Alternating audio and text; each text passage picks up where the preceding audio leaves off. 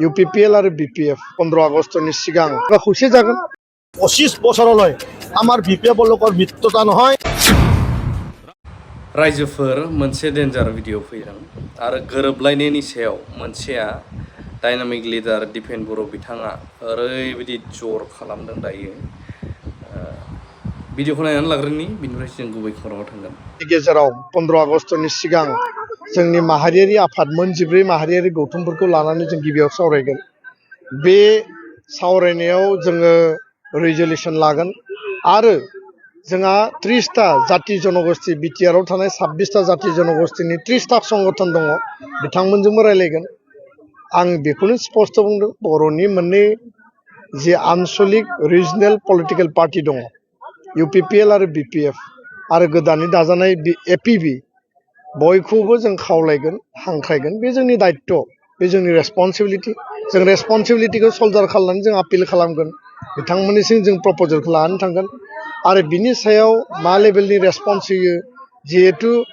जि सावरायनाया 2024 आव जादोंमोन डिसेम्बर दानाव बेयो थाद'दोंमोन बेखौ BPFनि मुरब्बी हाग्रामा महिलारियाबो बुंदों पजिटिभलि आथिखालनि बिटिआरनि चिफ प्रमद बर' बिथाङाबो पजिटिभलि बुंदों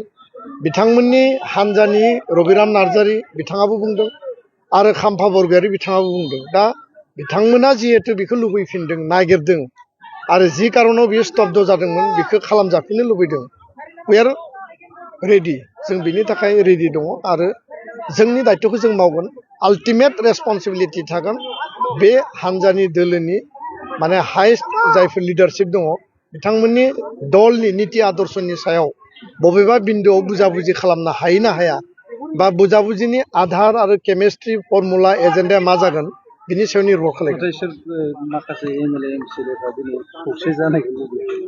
बे जेब्लायबो थायो खौसे जानो लुबैनाय मोनसे साम थायो खौसे जानायखौ लुबैयो मोनसे साम थायो राजखान्थियाव सोरनिबा थाखाय खौसे जानाया मोजां सोरनिबा थाखाय खौसे जानाया मोजां नङा सोरबाया साननो हागौ जे खौसे जायोब्ला बुजाबुजि जायोब्ला समष्टि केन्द्रिक माखासे जेंना नुजागोन बेबायदि माखासे साननाय बिथांमोननि अबजारभेशनाव थायो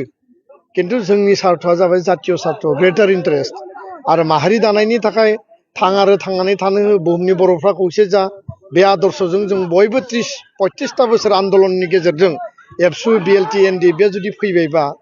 बर' हारिनि जातीय सार्थनि थाखाय 5000 जुदि शहीद जाबायबा फिसा फिसा सार्थखौ गारलायनानै गिदिर माहारि दानायनि सार्थआव जों मानो खौसे जानो हाया प्रश्नआ बेसो दा बेखौ जुदि बयबो गनायलायोबा खौसे जागोन आरो जुदि गावबा गावनि सार्थखौ बयबो सानलायलायोबा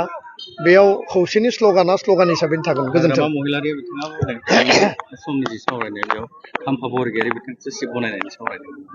बेफोर मा होनना बुङो बायदिसिना दान्थे बिदान्थे बायदिसिना गावबा गावनि जुक्ति आर्गुमेन्टफोरखौ बयबो होलायलायगोन आरो बे गासै खोथाखौ बुंलायलायनायनि गेजेरावबो आङो पजिटिभ माखासे बिन्दुखौ नुदों हाग्रामा महिलारिनि बुंनायावबो पजिटिभ माखासे माने नोजोरबो दङ आरो माखासे दान्थे बिदान्थे माने कनफ्लिक्टिं अपिनियनबो दङ आरो गुबुन गुबुन दैदेनगिरिफ्राबो बेबायदिनो बुंदों दा जोङो पजिटिभखौ लादों जों नेगेटिभखौ लायाखै आरो नेगेटिभखौ लानानै सावरायोबा बेयाव मालाबाबो सावरायनायनि परिबेस फैनाय नङा पजिटिभखौ लानानै जोङो आवगायगोन आरो बे पजिटिभिटिजोंनो जोङो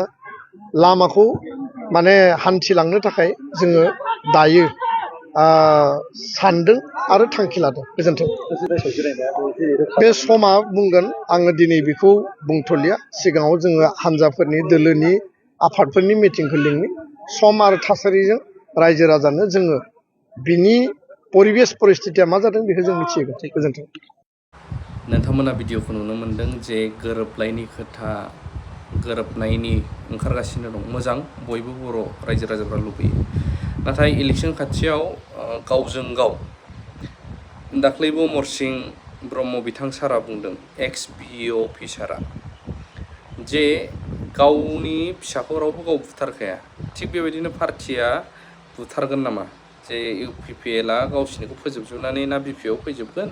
ना BPFआ गावसिनिखौ बुथारजोबनानै ना UPPLआव थांजोबगोन मिलायथारनोबा मोननैबो पार्टिया दंस' जानानै मोनसे गोदान फर्म जानांगोन आरो चिफआ सोर जागोन बेखौ सायख'लायग्रोनांगोन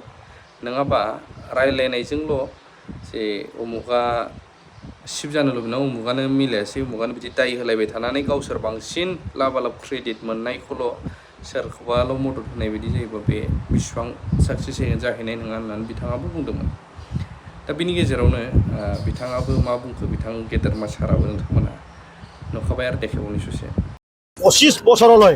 আমাৰ BPF-ৰ লগত মিত্ৰতা নহয়। আমি কৈছোঁ হাগ্ৰামা এজন খুব মিছলীয়া মানুহ, তেখেতে বড়ো সমাজৰ ভোট চেম্পিটি ড্ৰ কৰাৰ কাৰণে ডেইলি নতুন নতুন কথা, মানে ৰাতিপুৱা যদি বেলেগ কথা কয় আবেলি তেখেতে বেলেগ কথা কয়, আপোনালোকেও দেখা পায় এইটো কথাটো।